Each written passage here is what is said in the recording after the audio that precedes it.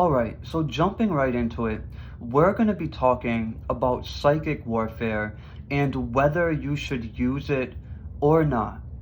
And I want to say that a lot of people on the left-hand path side of things are very willing to use psychic warfare on a person that they're perceiving to manifest as an enemy. And this isn't inherently bad. There can actually be benefits to using psychic warfare on another person, but as well, the willingness to use psychic warfare can also be very limiting. And whether this is something beneficial to you or something that's a hindrance just depends on your relationship to the psychic warfare and why you're using it.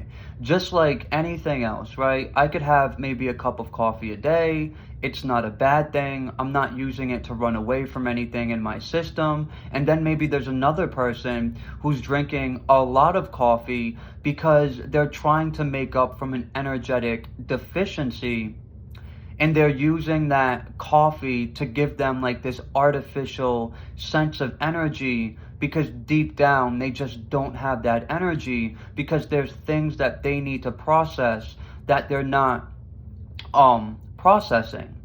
So it's kind of like that. And I used to use a lot of psychic warfare. I used to use it very consistently.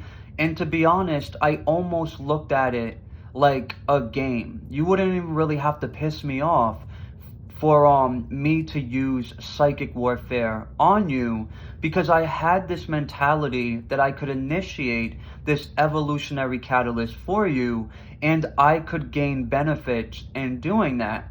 And I was right. It's not that I was wrong, but if I stayed in that space of using psychic warfare, I would be significantly hindering myself. So let's just get right into it, and I'm going to break this down in as much detail as I possibly can. So, I have a background in the darker aspects of occultism, and a part of my journey once upon a time was exploring the realm of psychic warfare. I would do these rituals, I would curse people, I would curse groups of people. Sometimes I would use psychic warfare on like large institutions that I looked at as playing an oppressive role in the world. I was very, very willing to utilize psychic warfare. And I would say a lot of the time that I did it, it absolutely worked. And I've seen very quick results in using it on people. I've seen people go homeless. I've sent people to the hospital. I've caused all kinds of upheaval and chaos to manifest in people's lives. And even though it is true that I was gaining value from doing it, and it was true that there was a potential for them to gain value from me directing it at them, on the flip side of that, I wasn't necessarily coming from the healthiest space. And I was reattaching to this old version of myself that I thought I had completely moved out of.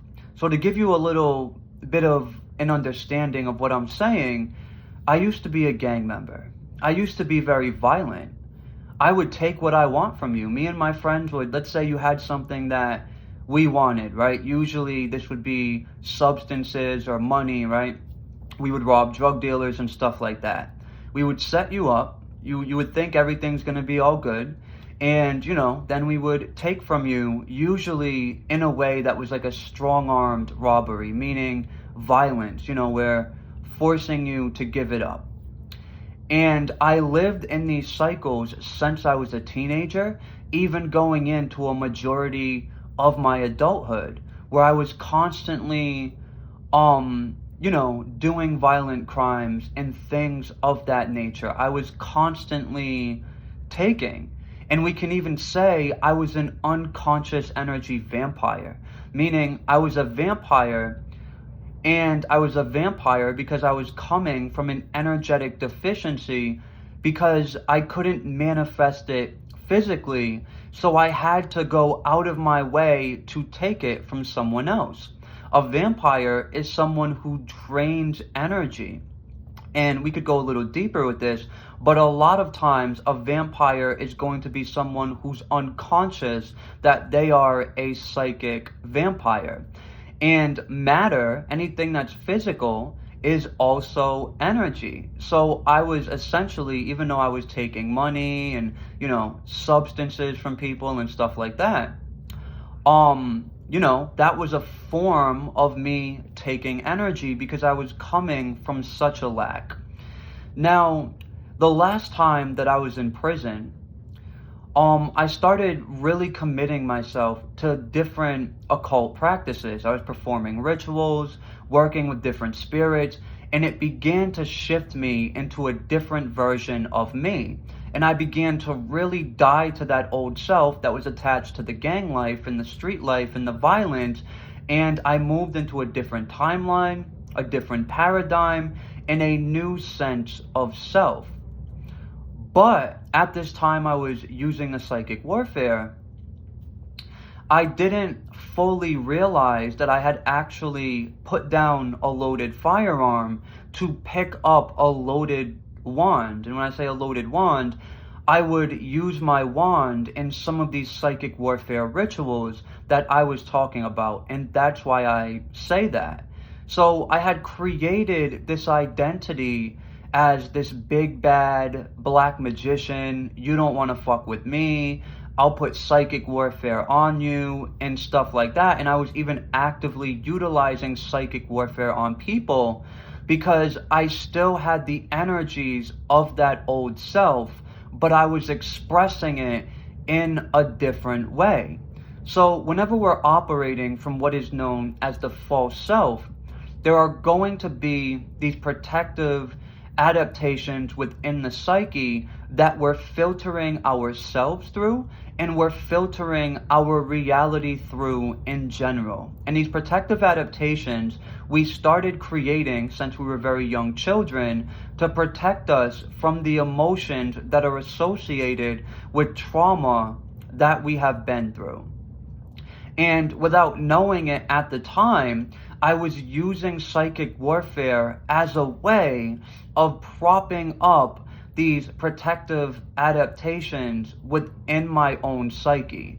I thought I was being authentic. I thought I was being myself, and I actually convinced myself that I was playing this this evolutionary role of initiating catalysts for other people, even if they didn't do anything to me to necessarily deserve me sending that energy to them. And there was a partial truth to this. I was initiating catalyst for them, and on a deeper level, I was playing that role. But once again, everything is your relationship to it. So my role to being that my relationship, to being that catalyst was not a healthy relationship because it was heavily fueled by unhealed trauma and heavily fueled by this protective response in my system. And I felt safe feeling this sense of power and control over other people, which is very much an aspect of this old self that I was reconnecting with, because when I was in the streets, I was pretty crazy and people knew me as a very violent person. And when people spoke about me, they knew I was about that, and they knew I was willing to hurt you. And this propped up this protective identity that I created. It made me feel safe inside because deep down I was afraid. And I was trying to cover that up, and I was lonely, and I was hurt, and I was angry, and I had all of these suppressed emotions that I was running away from.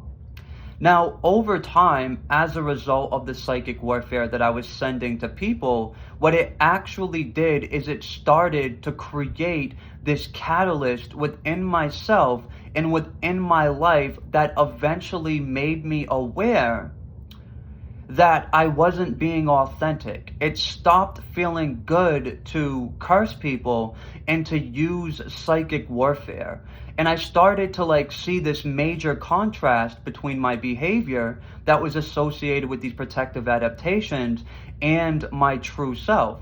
And as I kind of unblended from this false self state that I was in, that I was inflating without really knowing it, I also started to surface really heavy emotions that would also take the form of physical experiences that were happening in my life to act as a catalyst and to bring me into this dying cycle to where I was now in a much fuller way than I already had before.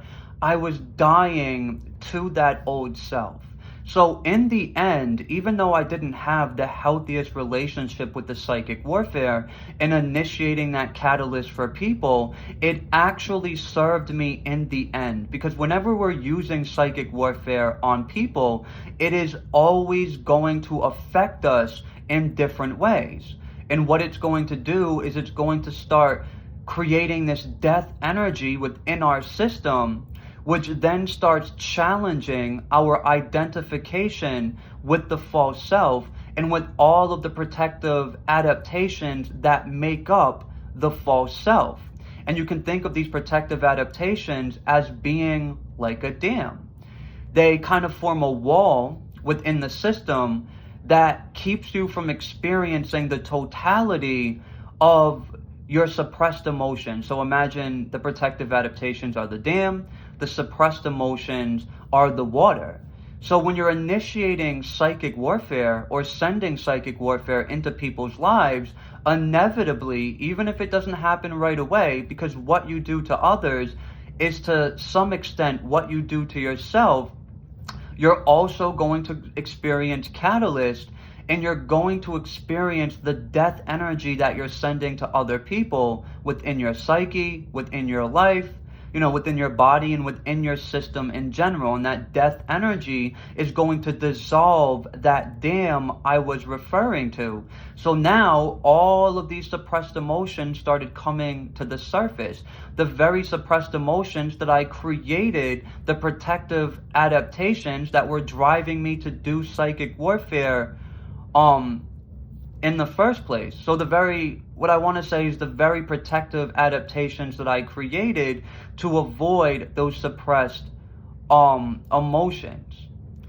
So I started experiencing all of this suppressed emotional resonance, and I actually had no choice but to sit with it and to process it, rather than using the psychic warfare to just keep running away from myself and to keep building this false identity of being this big, bad, big, tough black magician. This was the same thing that I used to do in the streets by, harming people and hurting people and being a gang member and stuff like that. And I was reliving that old self, because the truth is I hadn't fully processed that old self.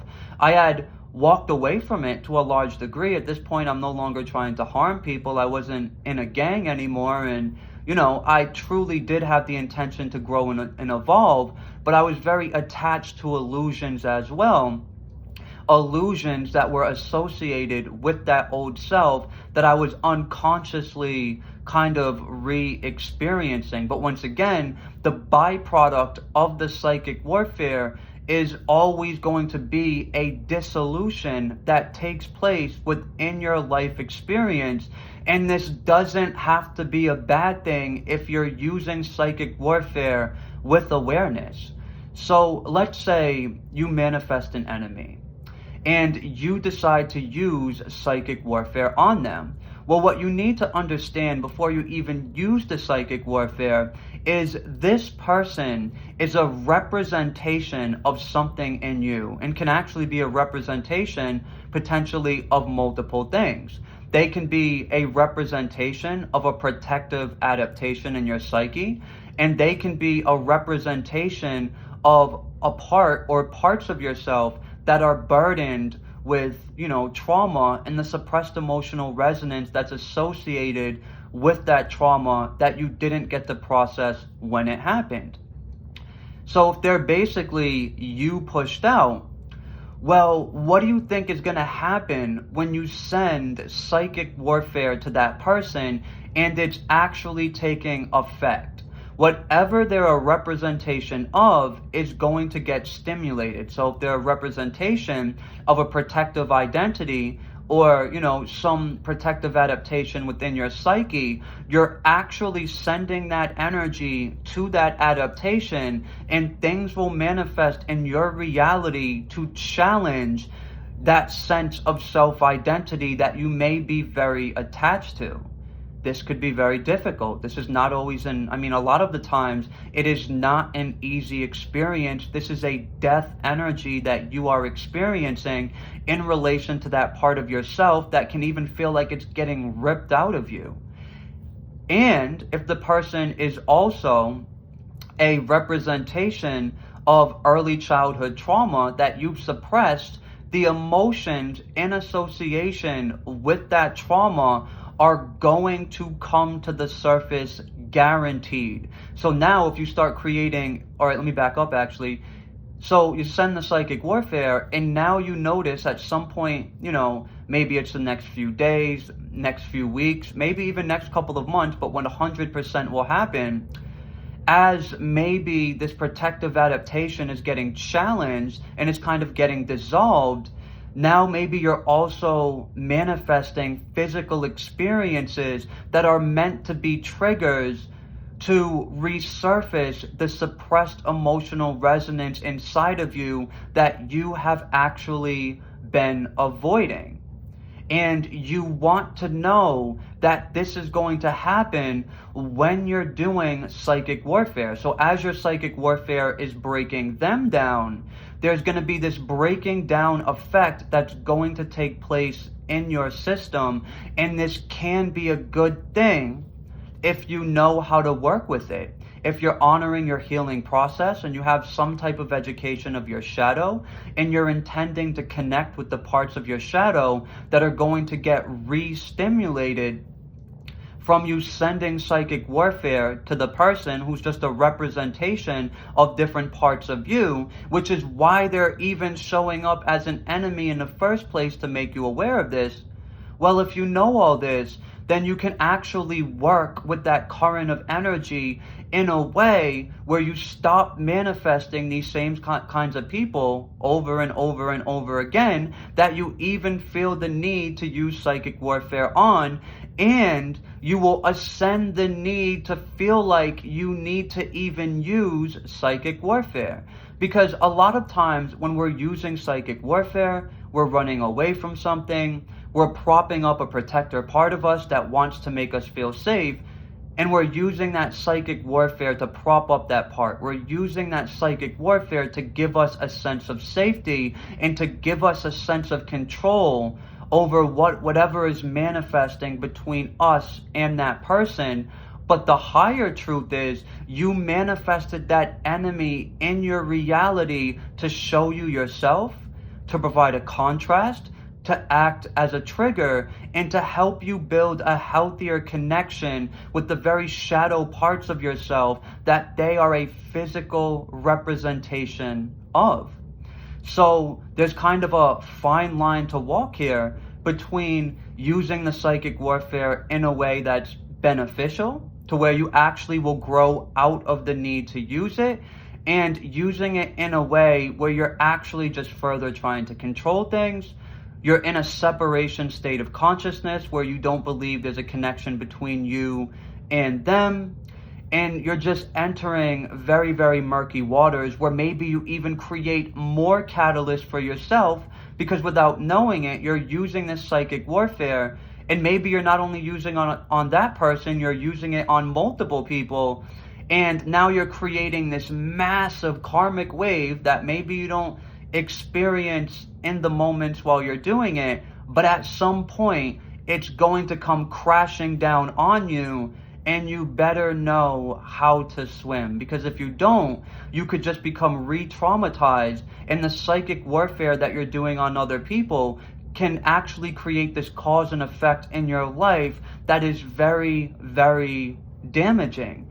And I exist in a space today where I no longer use psychic warfare on people. And, in the past year of my life, I have manifested certain problems with people, certain conflicts, but I did not feel the need to use psychic warfare on them because I knew that I was the source of the experience.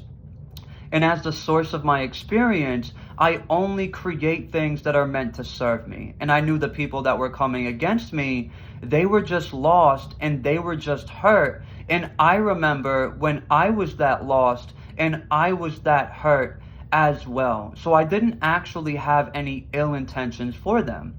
There were times when I was angry and I allowed myself to connect to the part of myself that was the original, we could say the original holder of that anger, meaning they're not imposing anything on me that I already wasn't feeling deep down. I just created the so-called enemy or the adversary or the person or people who was coming against me to act as a trigger for what was already existing in my system. And I knew that. So I just allowed myself to be with whatever emotions were coming to the surface. And as well, there are at times things that I needed to let go of. So I allowed myself to eventually let go of whatever those things were. And what happened is exactly I'll say it like this. So what happened was I moved out of resonance with the person. I moved out of resonance with the group of people or whoever was trying to pose in my path, playing the role as an enemy. And I moved out of resonance by feeling through the heavy emotions that came to the surface. Throughout my process, the more authentic I became and the more centered I became in my own beingness, the less I had the desire to use psychic warfare on people, even when they were manifesting as an enemy, even when they were harming, or let me say this, even when they were trying to harm me in some way. There was never actually anything these people could do to me. They could only benefit me and they could only serve me. And that's what I actually began to realize. So I really moved out of a space where I felt the need to use psychic warfare. And if I were to try to go back to that old self using the psychic warfare, it would significantly hinder my growth. Because there's a point of connection you reach within yourself where you can no longer go back to certain ways of the old self. And psychic warfare, it was one of those ways for me. I could never go back to that. And if I did, I would experience significant karma or significant cause and effect very quickly because I'm in a high frequency space to where my karma is going to naturally manifest very fast because I need to actually get it faster than the average person who hasn't learned those lessons yet. So when the old me was doing all that psychic warfare, it's actually something that did benefit me, and I needed to learn the lessons that came with utilizing psychic warfare. But I've moved so far away from that old self that it would no longer benefit me to use psychic warfare. And once again, since then, and since moving out of that state, I have manifested people who have came against me in very significant ways. And I've gone through pain. I've worked through some very heavy emotions because of what manifested between me and some of the people I'm referring to, but it was always in my highest evolutionary benefit to manifest these conflicts, and that is why I manifested them.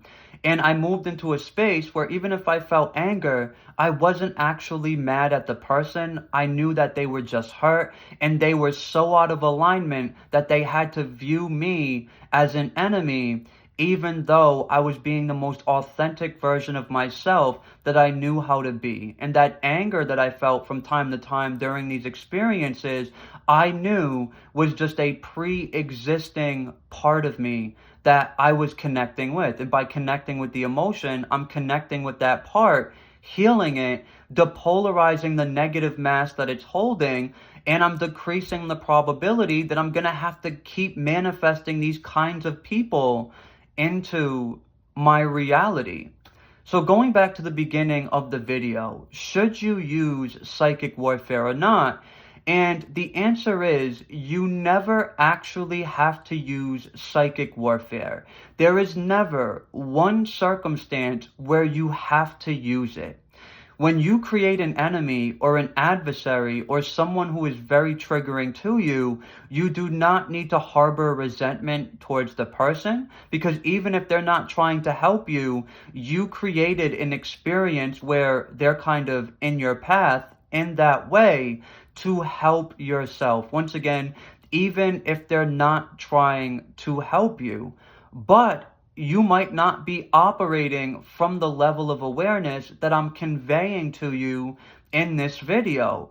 So, even though you don't need to use the psychic warfare, in that present moment that you're experiencing the conflict, it can actually be beneficial to you. Just like, even though I didn't have to use it, it was still beneficial for me at the level of consciousness that I was operating from. It wouldn't be beneficial to me now, but it was beneficial to me then. But the point of what I'm telling you is you can use it and it can be a useful tool, but eventually the idea is that you don't want to keep using the psychic warfare, because this can actually put you in a space of separation consciousness. And the truth is, you're not just some things, you are all things. And all people are just aspects of yourself. And everything that manifests in your life experience is out of the unconditional love of the source energy experiencing itself. And you're the source energy getting to know yourself through whoever is manifesting and whatever is taking place between the both of you. And you really do want to have, good intentions for other people, even people that do manifest at times as enemies, because once again, if they're manifesting as an enemy, they're just hurt. They're just fragmented and they're just very, very unhealed. But once again, from, the space of consciousness you may be in, psychic warfare might actually be very healing to you. And it might be the only way that you know how to release these different suppressed energies that are in the energy field and are in the body. But eventually, you want to move out of thinking you need to use psychic warfare, because it can just become a form of unhealthy coping that is just propping up and fueling the existence of these protective adaptations within your psyche. And it's these protective adaptations that keep you from being truly authentic to who you really are. And the whole point of spiritual self-development, the whole point of occultism, is to integrate the awareness and energy of the higher self into your physical vessel. It is to be the most authentic version of yourself. And if you're relying on psychic warfare to solve your problems, you're not being the most authentic version of you that you can possibly be.